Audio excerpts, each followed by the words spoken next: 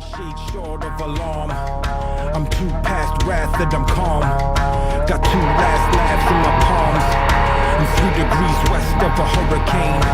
4-wheel drive with a ball and chain. My 5'7" is irrelevant. I'm 6'6" if you threaten my development. Now see, a wise man learns from your mistakes and lets the blunders of his brother serve to fill his plate. So best be on your way before the tidal wave breaks, cause you don't wanna come to meet the reaper that awaits.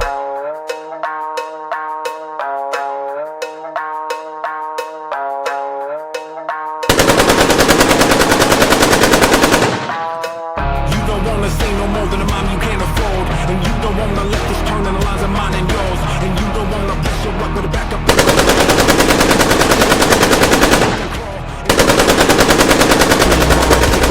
It's a long way down when your head is in the clouds, and all around the sirens play. Don't get in my way, don't tell me I should bow, 'cause I'm no clown. This is not a game.